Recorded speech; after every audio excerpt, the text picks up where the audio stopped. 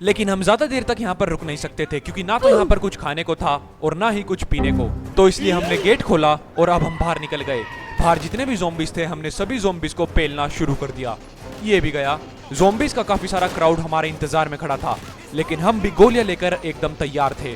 Shit shit, भागने वाले zombies भी आ रहे हैं। फाइनली हम अपना रास्ता क्लियर करके आगे बढ़ने लग रहे थे क्योंकि नॉर्थ हैंगटन में तो सच में कुछ भी नहीं था। ना ही वहाँ पर खाने के लिए ग्रोसरी स्टोर थे और ना ही जिंदा इंसान जो हमारी मदद कर सके। हम यहाँ पर गलत ही फंस चुके हैं। इसलिए माइकल और मैंने प्लान बनाया कि अब हम यहाँ से बाहर निकलेंगे। तो हम वापस जाने लगे अपने प्राइवेट जेट की तरफ। जैसे ही हम आगे बढ़े थे तभी माइकल को याद आया कि जिमी, अमांडा और ट्रेसी भी नॉर्थ हैंगटन ही आए थे।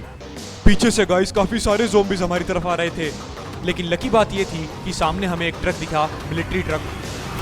लेकिन उसके आगे भी काफी सारे ज़ॉम्बीज थे जो हमारा इंतजार कर रहे थे। ओह शिट, यहाँ से भी आ गए। तो सबसे पहले हमने ज़ॉम्बीज को पेल के अपना रास्ता क्लियर किया। एंड गाइस, इस टाइम हम सच में लकी थे क्योंकि ये मिलिट्री ट्रक चलता था और अब हमें यहाँ से बाहर निकलना था। अब हम उस जगह जा रहे थे जहाँ पे हमने अपना प्राइवेट जेट लैंड किया था। सारे सर्वाइवर्स प्राइवेट जेट की ओर आ ही रहे थे, लेकिन तभी माइकल को पता लगा कि उसकी फैमिली भी यहाँ पर है। तो इसलिए गाइस अब माइकल जेट से नीचे उतर गया था और माइकल कह रहा था कि मैं अमांडा, जिमी और ट्रेसी को यहाँ से लेकर ही जाऊँगा। और अब हमारे पास काफ़ी बड़ी मुश्किल आ गई थी क्योंकि हम माइकल को यहाँ पर अकेला छोड़ के नहीं जा सकते।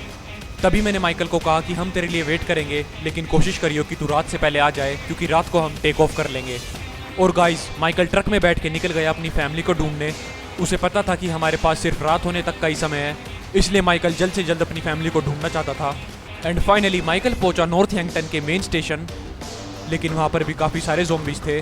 फैसिलिटी में घुसकर उसने देखा कि चारों तरफ रेड लाइट जली पड़ी है और ऐसा लग रहा है कि जैसे यहाँ पर सच में कुछ बहुत बुरा हुआ हो। लेकिन थोड़ी आगे चलते ही उसे अमांडा दिखी और जिमी भी। ट्रेसी भी उसे थोड़ी आगे ही मिल गई। जिमी से बात करके माइकल को पता लगा कि जिस फ्लाइट में वो आए थे उस फ्लाइट के अंदर एक इन्फेक्टेड आदमी था जो नॉर्थ हैंगटन उतर गया था। उसकी वजह से नॉर्थ हैंगटन में भी सारा का सारा इन्फेक्शन फैल गया, लेकिन वो बार बार बच गए क्योंकि वो इस फैसिलिटी से बाहर नहीं निकले। गाइस, अब क्योंकि माइकल का परिवार सही सलामत उसके साथ था, अब माइकल जाने वाला था फ्लाइट की तरफ। जिमी, ट्रेसी और अमांडा को ट्रक में बैठाकर वो निकला फ्रैंकलिन के पास प्राइवेट जेट की ओर। एंड गाइस, फाइनली माइकल अपने प्राइवेट जेट की तरफ पहुंच गया था जहां पर फ्रैंकलिन उसका वेट कर रहा था और अमांडा, जिमी और ट्रेसी भी एकदम सही सलामत थे। फिर सब के सब फाइनली जेट में बैठ गए और अब टाइम था यहाँ से टेक ऑफ करने का। हमारे पास रनवे तो नहीं था, लेकिन हमें यहीं से ही टेक ऑफ करना था। तो इसलिए फ्रैंकलिन ने भी प्लेन को पूरी स्पीड में डाल दिया और अब बारी थी टेक ऑफ की। गाइस, काश हम यहाँ से टेक ऑफ कर पाए।